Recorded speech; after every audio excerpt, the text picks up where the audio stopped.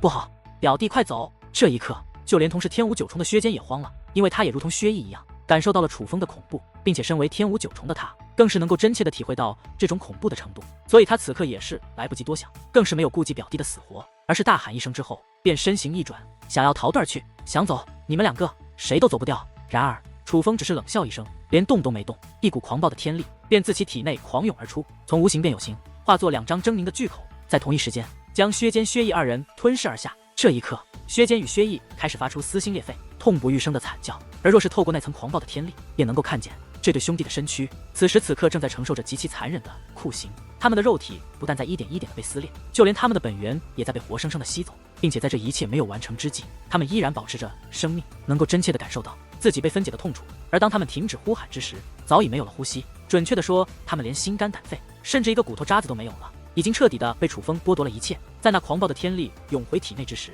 ，2个乾坤袋也是落入楚风手中。楚风先将乾坤袋握在掌心，随后又轻轻地抛起了几下，这才略显失望地说道：“先前牛皮吹得那么大，原来是2个穷鬼。”楚风之所以这样说，不是没有道理。之前薛坚曾说过，不要他有很多，但当楚风查探了他们的乾坤袋后，却发现他们的乾坤袋内的确还有一些武药，但却都是下品武药而已，根本就没有中品武药。虽然没有中品武药这种相对珍贵的物品，但实际上2人的乾坤袋内也是有着不少物资，对于常人来说可谓是一笔巨大的财富，但是对于楚风来说，只能算是一笔小小的收获而已。在将乾坤袋拾后起之后，楚风用余光扫了一眼身后，这才微微一笑，解除自己3重雷霆之力，使其气息再度恢复到天武6重，向远古传送阵的方向掠去。而当楚风渐行渐远，直到身影彻底消失之际，在不远处的一片草丛之中，则站起了2道妙曼的身影，竟是姜婉诗和孙一涵。他竟然是天武9重的修为，并且战力强大到了一种难以想象的地步。以他的战力，恐怕就算是一品武军也能够一战了吧？太不可思议了，他竟然隐藏得这么深，根本就看不出一丝破绽。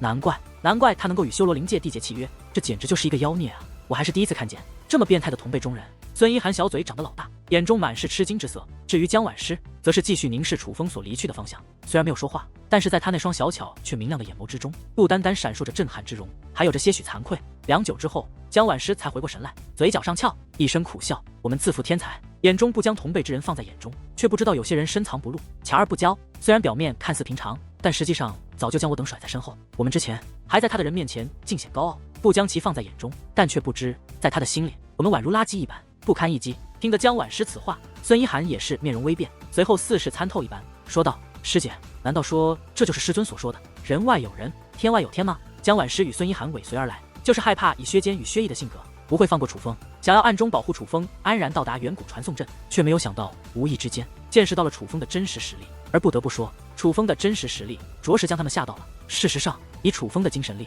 不仅仅发现了薛坚与薛毅兄弟，自然也是发现了姜婉诗与孙一涵。只不过楚风想给他们2个面子，所以没有将他们召唤而出。但是在感受到他们的震撼之后，楚风却是暗中做了一个决定，在某些场合面对某些人的时候，他着实不该隐藏实力。毕竟这个世界强者为尊，强大的实力和卓越的天赋才能换来人们发自内心的尊敬，而卑微的实力，哪怕做人再谦卑，但得来的也不过是鄙视与唾弃而已。所以楚风决定日后就以这副面容闯荡东方海域，无论是做出惊天之举，还是犯下滔天大错，都以此般面容做出。唯有逃难或者面临不可战胜的大敌之时，再改头换面。但是他会要东方海域的人知道，无情是一个不好惹的人，并且总有一日他要让所有人知道，无情不过是一个假名，他的真实身份是楚风。只不过那个时候定然是他可以确定在这东方海域已经没人能够威胁到他亲人和朋友的时候，同样也是能够将诛仙群岛这个庞然大物踩在脚下的时候。东方海域之大，陆地的面积还远不如海域，所以才会叫做东方海域。无极血海位于一片海域的中心，远离陆地，所以与鸳鸯台的距离自然也是很远。不过碍于这东方海域的中心地带覆盖着大量的远古传送阵的关系，所以只要你有钱，再远的距离都不是问题。楚风虽然不算很有钱，但是区远古传送阵的费用对他来说却绝对不是什么难题。所以经过几日的时间，楚风便来到了无极血海。难怪叫做无极血海，这片海域的海水竟然真的是血红之色。楚风向下观望，不免惊叹，普通的海水乃是蓝色，但这无极血海却是红色，并且如同鲜血汇集而成一般。不过虽说是血红色，但是一眼望去，不但不感觉恐怖，反而会感觉很是美丽。而之所以会如此，那是因为这海水不但没有鲜血的腥气，反而有着淡淡的香气，并且东方海域风凶浪猛，其他海域大多海浪滔天，常人不能靠近，但这无极海域海水却是异常平静，竟没有一点波浪，当真是海面如镜。尤其是阳光的照射之下，还浮现着一层淡淡的红色光晕，绚丽无比，夺目耀眼，引人赞叹不已。突然之间，楚风眉头紧皱，脸上涌现出一抹不悦，他竟感觉到一股精神力正在观察他的身体。感觉到这种变化，楚风赶忙身形一转，将那戒备的目光投向身后，这才发现自不远处，一位老者正在向他的方向飞来。这个老者竟是一个瞎子，虽说他看不见，但衣着却很是得体，谈不上多么华丽，却很是整洁。尤其是那雪白色的长发，犹如瀑布一般垂落而下，直至脚跟。胡须虽没有头发那般长，但也同样不短，并且同样洁白如雪，很是干净。年轻人，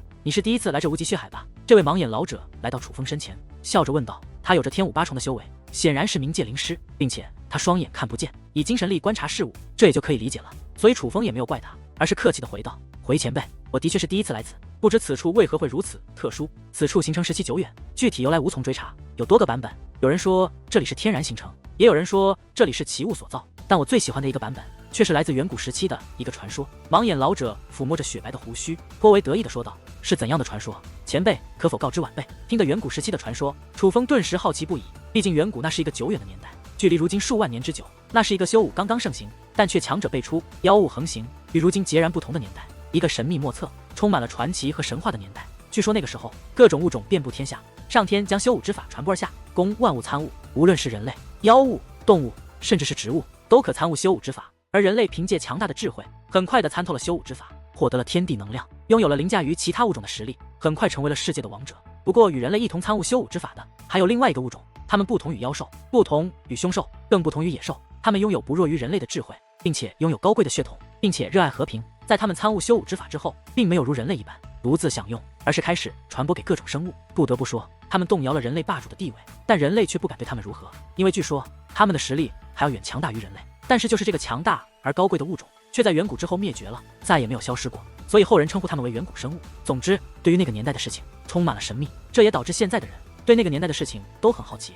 尽管关于那个年代的事情难辨真伪，大多都以神话和传说相传，但人们还是非常喜欢打听那些关于远古时期的事情，就连楚风也不例外。此事说来话长，可能会颠覆你对远古时期的认知，我怕说了你也不信，会当作我在风言风语。老者笑着说道：远古之事，年代久远，何为真，何为假，又有谁能确定呢？楚风笑了笑，随后补充道：前辈但说无妨，晚辈愿意详听。你这年轻人有些思想，既然如此，那我倒是可以告知于你。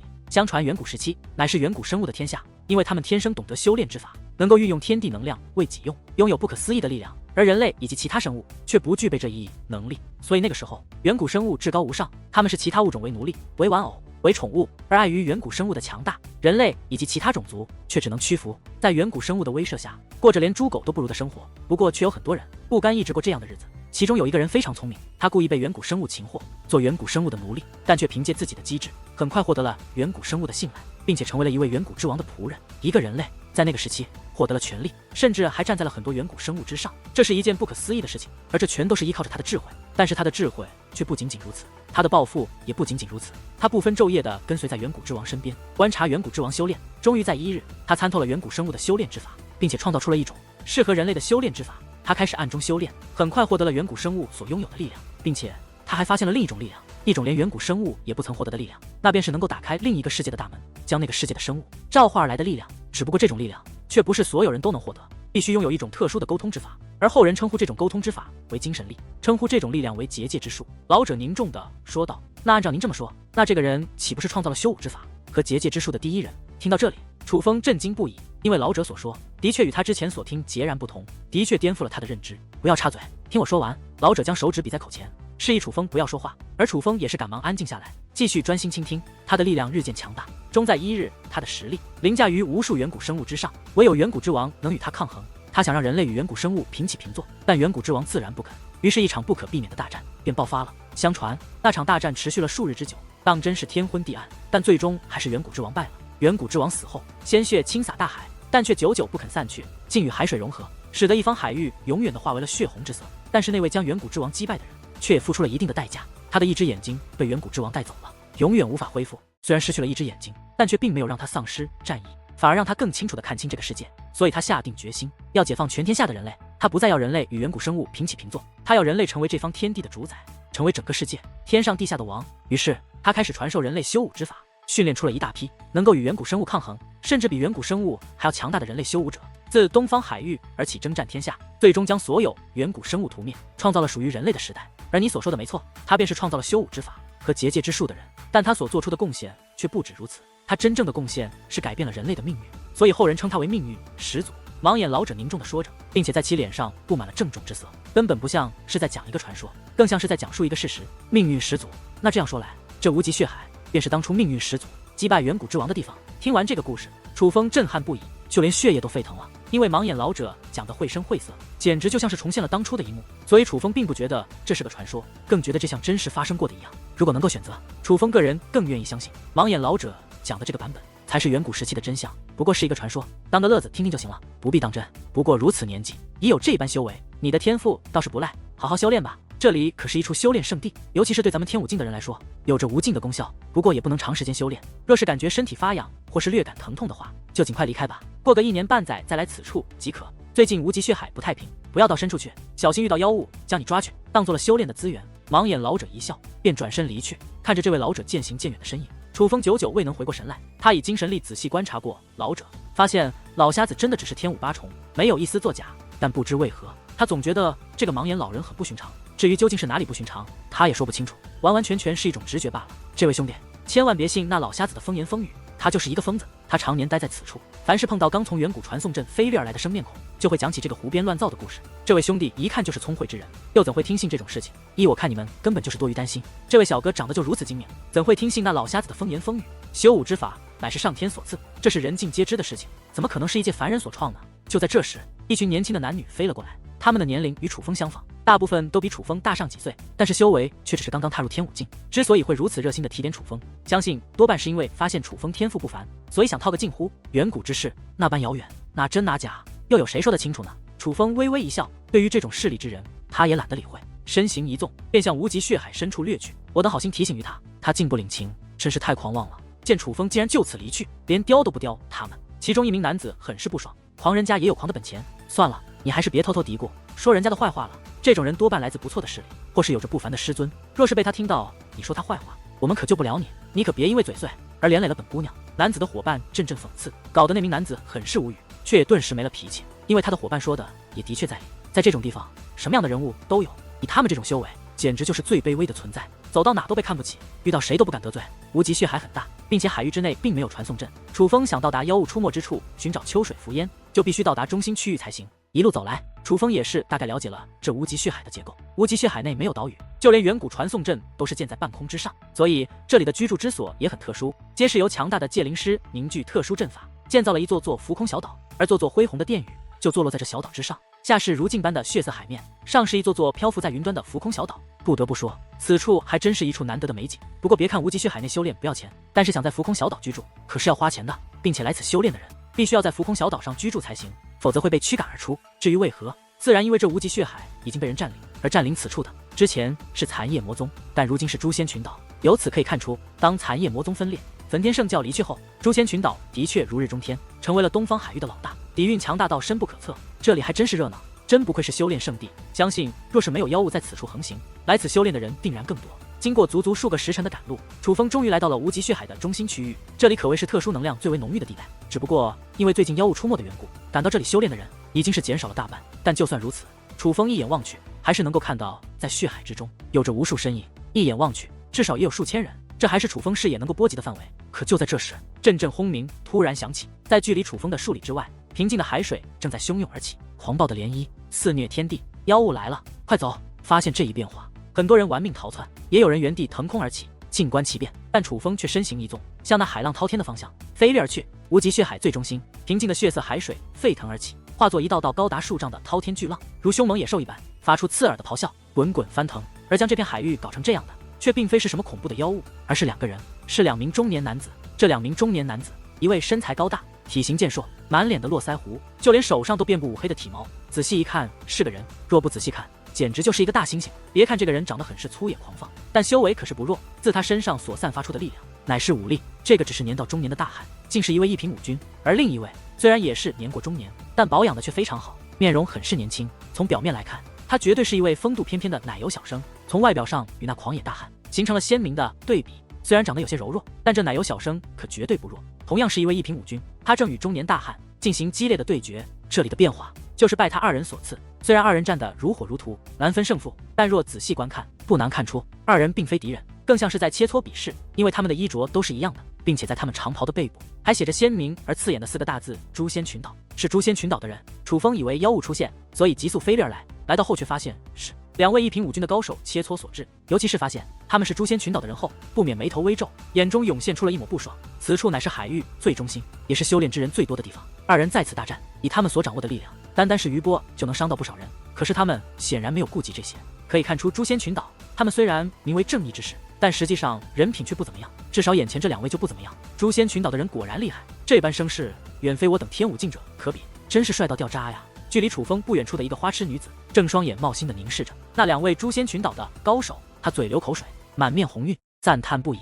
妖物出现的时候，怎么没见他们出来？如今妖物不在，他们却来耍威风了。身为此处的管理者，不好好维护此处的秩序也就算了，竟然还主动破坏，真是让人不爽。但是相比于一些人都盲目敬佩与赞叹，也有很多人表示不满。这不在楚风的身后，一名满身海水的男子正在骂骂咧咧。从他那狼狈的模样来看，显然刚刚他就受到了余波的牵连。可就在这时，那名奶油小生竟然冷哼一声，便将目光投向了楚风身后的男子身上。他竟然听到了那名男子的咒骂，但这还不算什么。在他转过头来的同时，意念一动，一股狂暴的武力便应面而生，袭击而来。武力未至，威压先行。狂暴的威压顿时使得下方的海水炸开了锅，形成一道高大数丈的血色高墙，向楚风等人的方向压迫而来。真是小肚鸡肠，说你2句都不行。这一刻，那名男子咒骂一声，但是转身就跑，因为这海浪虽然不强，但是那战力却远非他能抵挡。若是被击中，轻则重创，重则身亡。不好，快跑！与此同时，这个方向的所有人都是赶忙施展出吃奶的力气，玩命的向远处逃窜，就连那名犯花痴的女子也不例外，甩开膀子玩命的跑了。因为那名奶油小生并不是只针对骂他的男子一人，而是这个方向的所有人。若不是快逃，他们都将受到牵连，真是够霸道的。这就是诛仙群岛的人。楚风是何人？一眼就看出了奶油小生的目的。他并没有真的打算轰杀那男子，否则以他的实力，在如此距离之下，那男子绝对没有逃脱的机会。眼下那奶油小生不过是在立威，故意吓唬一下那男子。但是这种牵连了他人的立威方式，楚风却不太喜欢。虽然对那奶油小生很是不爽，但是楚风却也不想这么快便与诛仙群岛的人有太大冲突。毕竟这个势力太庞大了，绝对不是如今的他能够抗衡的。所以想到此处，楚风也是不得不将心中的不爽隐忍而下，转身便要离去。好好玩呀，你们别跑呀，超级好玩的。可是就在楚风刚刚转身准备离去之际，他却是突然听见那不断靠近的巨浪之中传来了一个孩童的声音。没错，这个声音绝对是一个孩童。不好，感觉势头不对。楚风赶忙再度回头观望，发现在那被掀起的滔天巨浪之中，竟然真的有一个小娃娃。那是一个小女孩，她那稚嫩的模样不过3岁的样子，此刻正在那滔天巨浪之上。只不过她却没有丝毫惧怕之意，反而很是愉悦一般，竟然乘着海浪大笑不断。虽说这小女孩胆子不小，可是在楚风观察之后，却发现她的的确确是一个还不具备一点修为的普通孩子。她这样的小女孩，莫说是那巨浪身后的武力将至，就算那滔天大浪拍落而下，也会将她拍成粉碎。这一刻，楚风动了恻隐之心，换作是寻常的修武者，他绝对不会多管闲事。但是这样一个鲜活的小生命，他却不能不管。想到此处，楚风也不怠慢，不但没有选择避开巨浪，反而是向那巨浪的方向飞掠而去。楚风施展出了龙游9天这一秘技，速度奇快，终于在那巨浪落下之前，将那小女孩从海水之中抱起。可是，在其将小女孩刚刚抱起之际，那紧随其后的武力已是迎面来，并且居然加快了速度。楚风已是避无可避，快看，那个人是不是傻了？不但不跑，反而向那武力方向掠去。不对，他是为了救那个小女孩，真是好人。不过可惜，好人命短啊！那武力涌来，早就引人瞩目。楚风的所作所为也被人们看在眼中，所有人都是摇头叹息，觉得楚风与小女孩已是必死无疑。不过对于这种情况，楚风却没有慌张。虽然武力强横，但是以他的实力，却未必不能抗衡。想到此处，楚风眼眸闪烁，3种雷光涌动之际，3重雷霆之力已是纷纷附于己身。随后只见楚风单掌握拳，直接轰出，只听一声巨响，大浪四溅，涟漪沸腾。那滔天的巨浪外加狂暴的武力，便在众目睽睽之下被楚风一拳击破。你们看到没有？那个小子竟然击破了5军强者的攻击，厉害！他的修为再强，也只是天武境，怎么可能抗衡得了5军的武力？毕竟武力与天力完全不是一个级别啊！楚风此举无疑是掀起了一场轩然大波，所有见到这一幕者皆是张大了嘴巴，惊掉了下巴，眼中满是震惊。大哥哥好厉害！而看着那满天的浪花不断自身边掠过，却未能触碰自己，都被一层紫色的光罩阻挡而下。那个小女孩也是眨巴着大眼睛，惊呼起来。只不过楚风却根本没有时间理会怀中的小女孩，因为他已经察觉到2道很是不善的目光已经锁定于他。抬头观望，透过那如暴雨一般垂落下的血色水花，楚风能够看见那本在海绵缠斗的2名诛仙群岛高手，此刻竟然已经停止比试，正以一种很是不爽的目光看着楚风。这位兄台，我们无冤无仇，你为何无端对我出手？突然，那位奶油小生双手抱拳，满含怨念地对楚风问道。显然楚风破了他的攻势，让他怀恨在心，真是强词夺理。明明是你伤及无辜，却还说我对你出手。若不是为了救这个娃娃，我也懒得理会你们这种人。楚风并未示弱，反而当面指责，而这就是楚风的性格。对待顺眼的人，哪怕实力再弱，楚风也会客客气气；但是对待不爽之人，哪怕对方修为再强，楚风也不会给什么好脸色。尤其是这种本就来意不善者，楚风更是不会对其示弱。毕竟对方怎么都不会放过你，与其低三下四，倒不如拿出点骨气。好你个狂妄的小子，竟敢这么对我说话！不给你一些教训，你是真不将我诛仙群岛放在眼里。而就在这时，那位狂野大汉竟然直接出手，他一掌轰出，顿时天地变色，围观之人无一不是面容大变，因为这狂野大汉的一掌可比先前奶油小生的随意一击强横太多了。由此可见，这才是五军强者真正的实力。刚刚奶油小生的那一击真的只是示威而已，但就算如此，楚风却也是依然不惧。虽然武力很强，但是根据他的分析，以他如今的实力，未必会败给对方。所以楚风体内天力涌动，随后同样一掌轰出。虽然涌出的是天力，但是楚风这一掌无论是威势还是威力，都丝毫不弱于那狂野大汉的一掌。两者相对，顿时掀起一道狂暴的涟漪，居然不分胜负，相互抵消了。你们看到没有？那个家伙竟然真的凭借天武九重的修为，再一次抵消了一平五军的强力攻击，好是厉害。看来先前的一击并非偶然，此子真的拥有与五军抗衡的实力。他究竟是谁？何门何派？来自何处？这样的人物不该默默无闻才是。为何之前没有听过他的大名？亲眼见到这不可思议的一幕，围观之人惊呼不已，甚至有人开始猜测起楚风的身份，都觉得楚风是一位不简单的存在，身后可能有着大背景。好你个狂妄的家伙，我好心问你是谁，你竟然直接动手，不教训一下你，你还真是不知天高地厚。围观之人的称赞使得两位武军更为愤怒，那位奶油小生也不再围观，竟然也是加入了战圈。奶油小生这一出手竟然使用了武技，并且还是7段武技，武技一出，风云变色，只见天地之间肉眼可见的武力狂涌而出，倾洒而下，为其所用，竟然形成了千军万马。千军万马虽是武力所成，但是他们的实力可不是普通的天武境高手能够比拟，甚至还要过之。平均每个兵马的实力都在天武7重左右，这样的兵马一个也许什么都不是，但是达到千万之多，那可就异常恐怖了。好可怕的武技！都说武技和骑兵唯有在武军的手中才能发挥真正的威力，看来此话果真不假。不得不说，奶油小生所施展的武技太强了，围观之人除了武军境的高手外，没有一个人能够抵挡这样的武技。千军万马，那倒还是要看看你能不能挡得住我的结界之强。看着那踩踏天际奔腾而来的千军万马，楚风也是被燃起了战意。之前他在玄武9重的时候，天武境前3重者根本没人是他的对手，但是如今已是天武9重的他，面对一平武军竟然感受到了压力，这也真的说明了武军的强大，武力的特殊。但越是这样，楚风越是想要试一试天武9重的他究竟不能与一平武军抗衡。突然，楚风双臂张开，而后猛然抬起，与此同时暴喝一声，紫色的结界之力便如同泄闸的洪水一般，自其体内暴涌而出，只是眨眼之间，便形成了一道贯穿天地的紫色结界大墙。当那结界大墙形成之际，千军万马已是轰然而至，刹那之间涟漪四起，天地动荡，这方晴朗的天空都是陷入了混沌一片。许多围观之人都不得不再度向后退去，生怕被这恐怖的战圈所牵连。但是当那震动渐渐平缓，当那涟漪渐渐消退之际，人们惊愕地发现，那千军万马已然不见。虽说结界墙壁也满是裂痕，伤痕累累，但却并没有被攻破。楚风竟然真的凭借自己的结界之术，挡下了一平武军恐怖的7段武技，挡下了，又被他挡下了。好强的结界之术，如此年纪已是紫袍界灵师，并且结界之术强到了这种地步，竟然能够挡下武军的攻击，太不可思议了！还真是第一次看到能够与武军强者抗衡存在。这一刻，围观之人都无法淡定了。如果之前只是巧合，那么现在他们知道，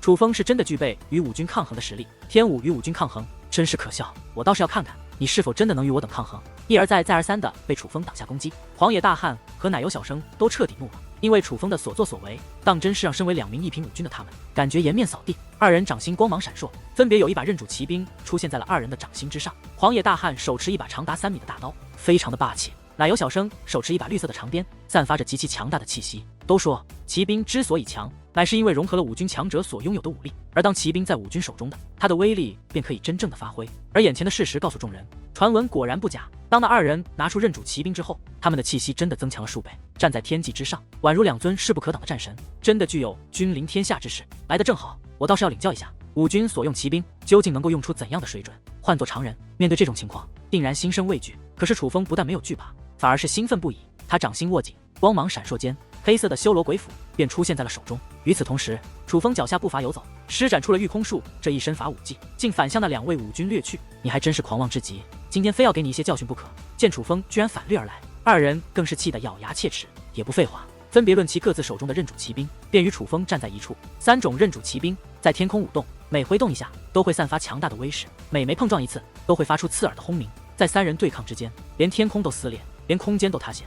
3人所在的天际已是混沌一片，黑暗无边。唯有3人所在的地方光芒闪烁，气势不凡。楚风竟真的凭借一己之力与2名一品武军战成了一团，他竟然真的与2名武军战成了平手，以1敌2已是如此，若是单对单，那他岂不是能够战胜武军？3人的战圈惊天动地，引来无数人前来围观，而凡是见到这一幕者，都被深深的惊呆了。一品武军不过如此，楚风越战越勇，竟然大有反压2人之势。而看着2人那满面难堪的模样，楚风已经断定他们没有了后手。若是继续坚持下去，不出3个时辰，楚风定能胜过2人。若是楚风破开骑兵，而动用秘技德化，更是能够在现在便将2人击败。究竟何人竟敢在我诛仙群岛的地头捣乱？可就在这时，突然一道响亮的声音响起，一股磅礴而强大的气息也是从天而降。不好，这一刻，哪怕是楚风也是面容大变，赶忙身形一闪，向后退去。这才发现一位白发老者正向他们的战圈飞掠而来。这人同样穿着诛仙群岛的特殊服饰，并且他的气息竟然是一位3品武军，原来是一个小鬼。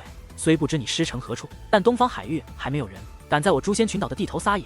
我现在就替你这家师好好教训一下你这无知的家伙。这位老者出现之后，二话不说，直接便对楚风出手。他手掌探出之际，楚风能够真切地感觉到一股磅礴的吸力在他的四周涌动，正将他想那老者的掌心吸去。与此同时，黄野大汉以及奶油小生也是舞动着各自手中的骑兵，气势冲冲地向楚风追砍而来。楚风知道他绝对不是这老者的对手，所以他也不敢怠慢，赶忙将青龙疾行术这一无上秘技施展而出。青龙疾行术一出，顿时一声龙吼响起，紧随其后便化作一道流光，以肉眼难以捕捉的速度向远处逃遁而去。跑得够快的，他要是再慢一步，我非把他剁成2截不可。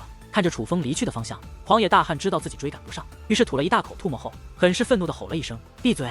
咱们来到此处是为捉妖物而来，不是让你们2个在这丢人现眼的。你们刚刚所作所为已经严重的影响了我诛仙群岛在外人眼中的形象，你们知道吗？”老者怒声斥道：“长老，我们不过是想让这里的人见识一下我诛仙群岛的强大罢了，谁曾想半路杀出这么一个混账东西。”奶油小生辩解道：“见识你们的强大，我看是见识你们丢人现眼。2名一品武军竟然让一个天无9重的毛头小子所压制，你们还有脸说？”提及此事，老者更是愤怒。而至于他们2人，也是颇为词穷，不知如何辩解。因为刚刚被楚风压制是事实，也许外人看不出来，但他们知道刚才的战局谁优谁劣，根本瞒不过这位长老。听好了，亚非大人路过此处，听闻这里出现了妖物，正向此处赶来。在亚非大人离开之前，你们最好别再给我惹出什么乱子，否则我可救不了你们。老者警告道。亚非大人听得这个名字，2人的脸上竟然浮现出一种既期待又激动的情绪，随后一同点头保证道：“长老，我们定会听从您的安排，那就乖乖去海下查探，看看能不能找到那妖物的蛛丝马迹。若是能够在亚非大人来到之前将妖物捉拿，这就是大功一件。”老者下令道：“遵命。”见状，2人也不怠慢，身形一纵，便化作2道红光飞落而下。只听2声，在那水浪四溅之际，2人已是掠入血海之中。这小子究竟是什么来头？能以这个修为抗衡武军，可不是一般人能够做到的。而这一刻，这位3品武军的老者则是将目光投向楚风离去的方向，他眉头微皱，目光闪烁，陷入了沉思之中。好险，想不到在这种地方，诛仙群岛便驻扎了这么多武军级的强者。看来诛仙群岛还真是底蕴深厚，很不简单。见那3品武军的老者并未追来，楚风也并没有走远，而是落在了海面之上。大哥哥好厉害啊！刚刚你飞得好快，我都看不清周围的东西。就在这时，楚风的怀中突然响起了如银铃一般好听的声音，低头观望，那个被他救起的小女孩正紧紧地抱着自己，并且用那清澈的大眼睛看着自己。要叫叔叔，不要叫哥哥。楚风意念一动，便在海面之上凝聚了一层结界，随后将小女孩放在了上面。大哥哥这么年轻，怎么能叫叔叔呢？小女孩眨巴着灵动的大眼睛，很是天真无邪地说道。这一刻，楚风才发现这小女孩长得还真漂亮，那长长的睫毛，那如玉一般透彻的肌肤，那如樱桃般小巧的小口，还有那与生俱来弯弯曲曲的长发，简直就像个瓷娃娃一般可爱至极。不过她的穿着可就有些暴露了，浑身上下光秃秃的，只有一个粉红色的肚兜兜绑在她的胸前，遮盖住了女孩的隐私部位，甚至2双鞋都没有，光着个小脚丫。但是仔细观看，楚风便发现女孩肚兜兜之上刻画着一个图案，这个图案很特殊，像是一条鱼，但却又带有翅膀，总之很是奇特。那就依你，小妹妹告诉大哥哥你父母叫什么？认真打量了一下后，楚风发现自己还真挺喜欢这小丫头的，于是不由深问起来，想直接将她送回自己父母的手中。毕竟这么可爱的一个小丫头如今丢了，她的父母一定很是着急。父母？大哥哥父母是什么啊？能吃吗？小女孩将双眼微眯成2道弯弯的月牙，笑得非常的甜，那个天真无邪的模样，宛如她说的一切都是发自内心的。小妹妹，难道你没有父母吗？小女孩这样的表现让楚风觉得这个孩子可能真的不知道父母为何物。我没有父母。大哥哥你有吗？可不可以给我吃？小女孩好奇地问道。父母可不是吃的，父母是生你养你的人。难道小妹妹你真的没有父母吗？楚风问道。没有，我不知道是谁生了我养了我。小女孩回道。听得此话，楚风则是眉头微皱，随后问道：那小妹妹是谁把你带到这里的？没人带我来这里，是我自己游过来的。小女孩说道。什么？你自己游到这里来的？听得此话，楚风不免有些疑惑。他的第一想法就是觉得小女孩在说谎，因为无极血海太辽阔了，莫说这个小女孩，恐怕就算是玄武境以下的修武者，想要来到这中心海域也是不可能的事情。大哥哥，你是不相信我吗？不信我是自己游过来的。小女孩眨巴着大眼睛，竟然看出了疑惑，而就在其说话之间，竟然身子一转，猛然一跃，那娇小的身躯便如蛟龙一般，以一个极其完美的弧度跳入了海水之中。起初，楚风还有些担心，但是当看到小女孩入水之后，不但没有下沉，反而以极快的速度在水中畅游起来。速度之快，就连楚风也是为之啧舌。这种速度，哪怕是玄武境的人也未必能够做到，但是这个普普通通的小女孩居然做到了，并且小女孩在水中越游越快，甚至超越了一些天武境强者，施展身法武技的速度简直快到不可思议。察觉到小女孩的不对，楚风袖袍轻轻一挥，小女孩便被楚风从海水之中捞了上来，漂浮在了半空之上。我会飞，我会飞，大哥哥快看，我会飞！小女孩在半空之中还保持着畅游的姿势，玩得不亦乐乎。但是楚风却以精神力仔细观察着小女孩的身体。可是令他颇感意外的是，小女孩明明拥有不正常的能力，但是楚风却是察觉不到丝毫异常。而也正因如此，楚风才断定小女孩的来历肯定不简单，因为隐藏的越好，越说明她的厉害，就像是楚风的神雷一样，哪怕再强之人也只能发觉异常，但却无法探测到她丹田内的神雷。小姑娘，你叫做什么名字？楚风再度问道。我叫小鱼儿。小女孩胸脯一挺，很是自豪地说道。小鱼儿，这是谁给你起的名字？楚风追问道。他想顺藤摸瓜，寻得小女孩的出处。谁给我起的名字呢？忘记了。小女孩很是肯定地说道。之后，楚风又问了很多小女孩问题，但是却根本得不到任何答案。最终，除了知道小女孩叫小鱼儿外，什么都没能打听出来。无奈之下，楚风开始抱着小女孩四处打听，但却得到了一个惊人的答案：这个小女孩真的没有人照顾，没人知道她的家人是谁。而小女孩能够活到现在，竟然也不是靠他人帮助，而是靠她自己。是她自己抓海里的鱼来吃，一直活到了现在。这小女孩竟然是吃生鱼、喝海水活到的现在。其实，小女孩的特殊早就引起了不少人的注意，甚至还有人想要偷偷将小女孩抓走，带回去培养。但因为小女孩在水中的速度实在太快，居然没人能够追赶得上她，所以至今没有人能够亲近小女孩。可以说，楚风是第一个能和小女孩走这么近的人。有些人看到楚风抱着小女孩，有说有笑的模样，可是羡慕坏了。尤其是那些出身不凡的妇女们，更是抢都想要抱抱小女孩。毕竟小女孩这么漂亮，这么可爱，就算不能培养，只是带回去收养也很不错。但是奈何小女孩实在太个性，除了楚风外，根本不允许任何人靠近。事实上，若不是小女孩出现在这无极血海已有半年之久，相信不少人都会将她认定为是那抓人修炼的恐怖妖物。实际上，就算是现在，也有不少人觉得这小女孩可能就是那妖物。小鱼儿，你为什么喜欢吃生鱼？还是让我帮你烤熟吧，熟鱼更香哟。看着坐在自己身旁那有模有样处理一条生鱼的小鱼儿，楚风好奇地问道。不好吃，不好吃。然而听到楚风的问题后，小鱼儿却是连忙摇头，随后举起手中那已被他处理干净的生鱼，说道：这样的才好吃。话罢，便开始张开小嘴吃起来。而这一刻，楚风发现这小丫头虽然吃的是生鱼，但看着既不血腥也不恶心，反而感觉很可爱，甚至让人有些眼馋，因为她吃的实在是太香了。但是这一刻，楚风心中却也生出了一个疑问：这小鱼儿喜欢吃生的食物，并且喝海水便能活下来，会不会真的与那只近来在这无极血海肆虐的妖物有关？可就在这时，在那无极血海的最中心区域，突然传来了奇特而诡异的声音。那声音似是木床晃动的滋滋声，又像是某种生物的低沉嘶吼。总之，这个声音乍一听不觉得什么，但仔细一听便会让人毛骨悚然，浑身不舒服。大怪物又出来了，又要抓人吃了！大哥哥，我们快去看大怪物吃人呀！听到这个声音，小鱼儿竟然兴奋地呼喊起来，连手中的生鱼都不吃了。小鱼儿，你说什么？你说这个声音是那妖物发出的？而听得此话，楚风则是大惊。妖物是怪物，会吃人的怪物。每次他出现都会发出这种声音，然后就会有好多人被他抓走了。小鱼儿眨巴着大眼睛，笑嘻嘻地说着，对他来说人被吃好像根本不是什么可怕的事，反而是一件很好玩的事一样。小鱼儿，你在这里等着我，不要乱走，尤其不能去那怪物所在的方向，听见了没？见状，楚风站起身来，凝重地对小鱼儿说道。而对于楚风之话，小鱼儿脸上那本兴奋的面容则顿时被一抹郁闷取代，但是他却并没有多说什么，反而是小腿一弯，盘坐在楚风凝聚的结界上，在很是埋怨地瞪了一眼楚风后，便张开小嘴继续品尝那条生鱼。虽然小鱼儿表现得很是叛逆，但是他的举动却告诉了楚风，他选择听楚风的话，乖乖地留下来，这才乖。见小鱼儿如此乖巧，楚风才微微一笑，随后便身形一纵，急速地向无极血海的中心掠去。楚风来此处可不是要借着这无极血海的海水修炼，因为对于楚风来说，这种程度的修炼资源根本起不到什么作用。他来此处就是为了找秋水伏烟，而秋水伏烟是来此捉拿妖物，所以在有妖物出没的地方，自然越容易找到秋水伏烟。一路飞奔，楚风很快便再度来到了无极血海的中心，只不过还未靠近，楚风便被远处的一幕惊呆了。在那先前他与奶油小生和狂野大汉交手的海面上，竟然出现了一道贯穿天地的飓风。那飓风所在之处湖南一片，并且覆盖的面积非常巨大，覆盖之处无人能逃。楚风亲眼看见无数人正被那龙卷风所吞噬，最终被吸入海面上那超大的漩涡之中。甚至在那不断发出惨叫的人影之中，楚风还看到了3个熟悉的人，竟是之前与楚风交手的奶油小生，还有狂野大汉，就连那位3品武军的老者也在。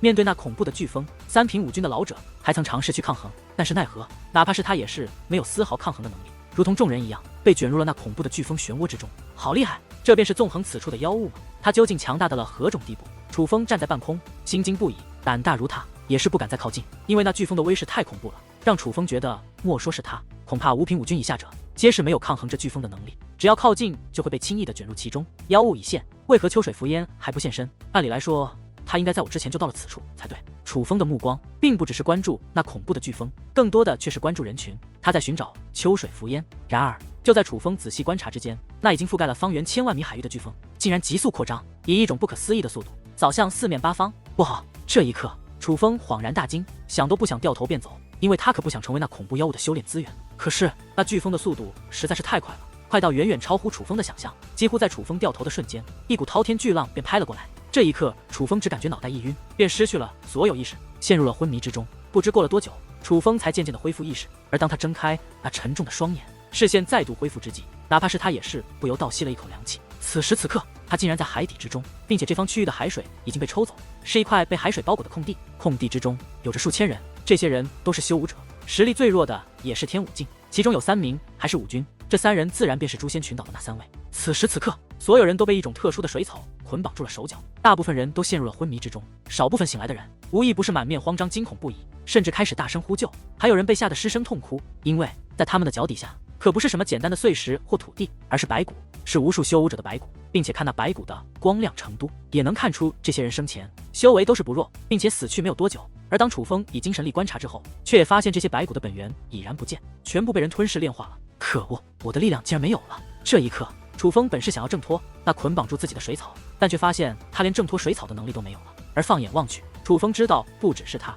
这里的所有人应该都被剥夺了力量。仔细观察之后，楚风悟了，原来并非他们没了修为，而是这片区域本就特殊，这被海水包裹的区域竟是一座大阵，是这座大阵剥夺了他们的修为。这一刻，楚风暗叫不好，连修为挣脱水草的力气都没有，那他们岂不是成了砧板上的鱼肉，只能任那妖物宰割？然而就在担心之时，那恐怖而惊悚的声音却自远处传来，并且越来越近。当那诡异的声音再度响起之际，人群之中惊恐的尖叫声顿时增强了数倍，那种刺耳的尖叫声、哭喊声更是将所有沉睡之人都一同唤醒。这一刻，这方区域彻底被一种阴森而诡异的恐怖气氛所占据。但就在所有人都在卖力挣脱或是惊声尖叫之时，楚风却将目光紧紧地锁定在了那诡异声音传来的方向。终于，在那漆黑的角落里，一个身影出现在了楚风的视线之内。那是一个高达2米、浑身上下满是水草的存在，根本看不清他的模样，只能看到一双血红色的眼睛。虽说从外表来看，这只让人惧怕不已的妖物还远不如一些妖兽和凶兽恐怖，但是它散发的气息可就让人惊骇不已。5品武军，这个强横的妖物竟是一位5品武军。那妖物缓缓而行，似乎很是享受人们的尖叫与恐惧，直到一名中年男子的面前之后，才停了下来，将那阴冷的目光投向了那名男子。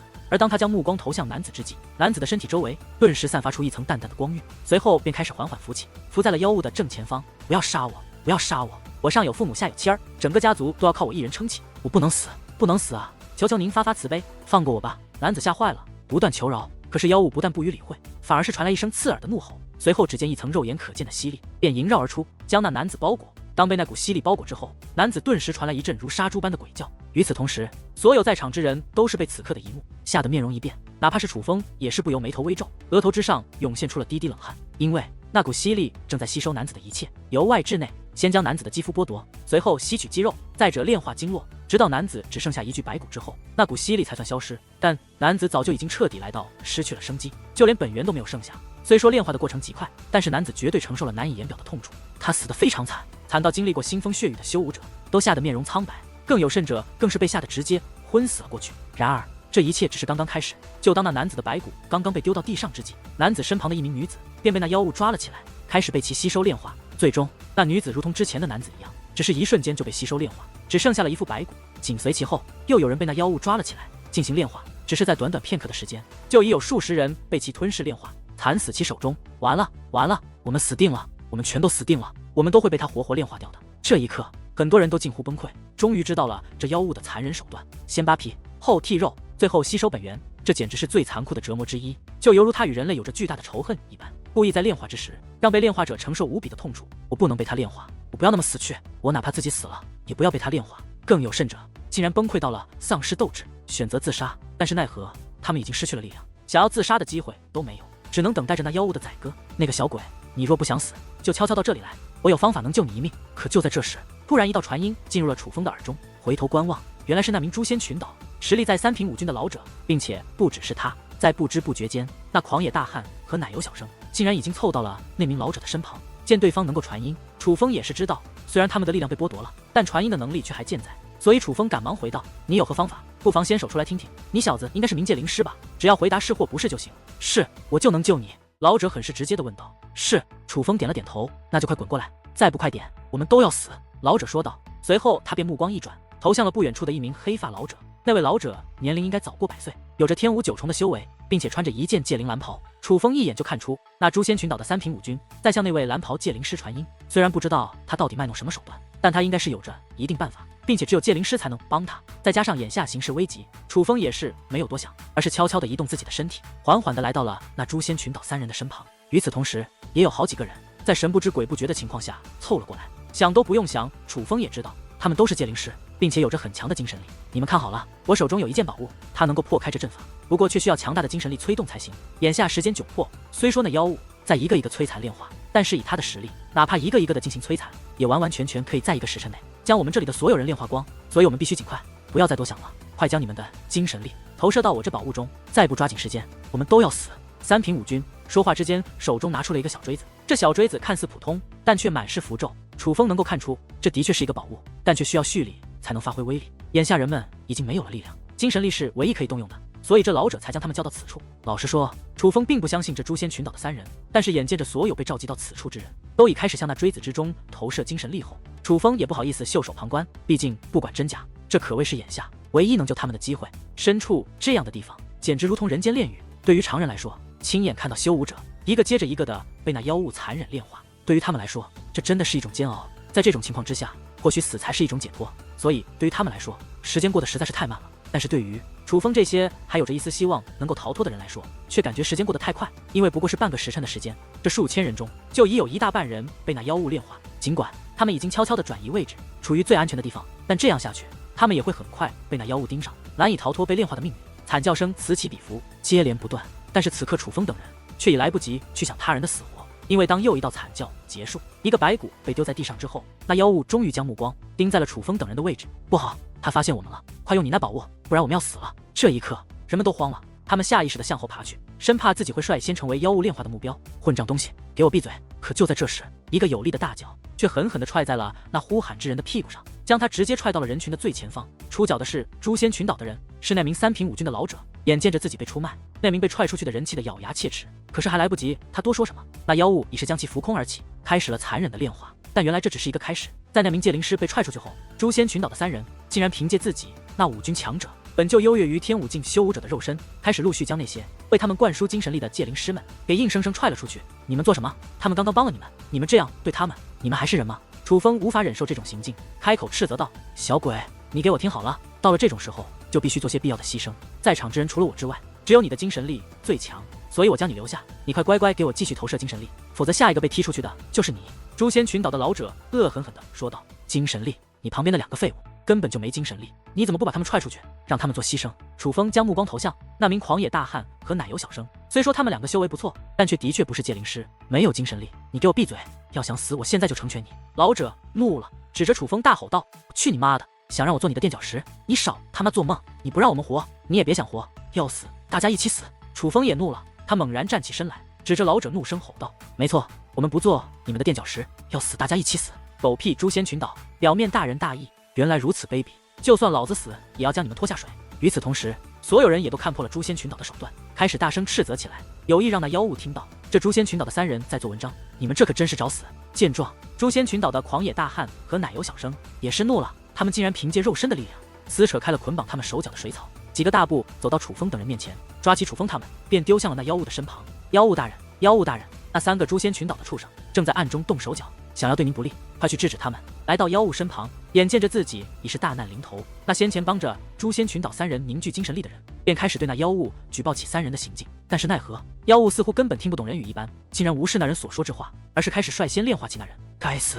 这一刻，楚风眉头紧皱，尽管他能够站起身来，但却没有那5军的肉身力量，不能硬生生的撕开水草，所以此刻他已然成了这妖兽的口中餐。尤其是当其将目光回转，看到诛仙群岛3人那幸灾乐祸的模样后，楚风更是气得牙根直痒痒。死可以，但是要他死在那3人的前面，这可就让他大为不爽。但是谁让这妖物听不懂人语？这种情况之下，他也是没有了任何办法，只能听天由命。终于，又是一声惨叫响起，又有1人被炼化了。这一刻，在这辽阔的海底空间内，便只剩下了妖物以及楚风，还有诛仙群岛的3人。来吧，蠢东西，我倒是要看看小爷的骨肉，你能不能够吃得下？感觉自己的身体漂浮而起，自动去往了那妖物的面前。楚风却没有一丝惧怕，而是对着那妖物怒吼起来。然而，当那妖物看见楚风的面孔之际，他那血红的双目竟然微微一闪。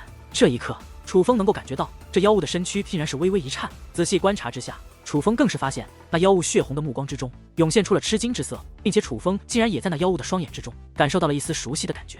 你是谁？这种情况让楚风产生了一种想法，那就是眼前这个可怕的妖物，他很可能认识。可是令楚风想不到的是，这妖物虽然没有回答他的问题，可是却是将那已经漂浮而起的楚风丢在了地上，随后目光一转，便向诛仙群岛的3人走了过去。怎么回事？怎么向我们这边走来了？他为何没有炼化那个混账小子？见到这一幕，诛仙群岛的狂野大汉和奶油小生都吓傻了，因为他们想不通，为何妖物会不杀楚风，反而率先盯上了他们。退开！就在这时，那位3品5军的老者暴喝一声，随后他便走到了狂野大汉和奶油小生的身前。与此同手，他掌心摊开，那个锥形物体便浮现而出。只不过此时此刻，那锥形物体之上的符咒已是光芒流转，气势不凡，散发着极其恐怖的气息。原来他根本就没有想过依靠这个宝物逃脱此处，他是要依靠这个宝物与这妖物进行最后一搏。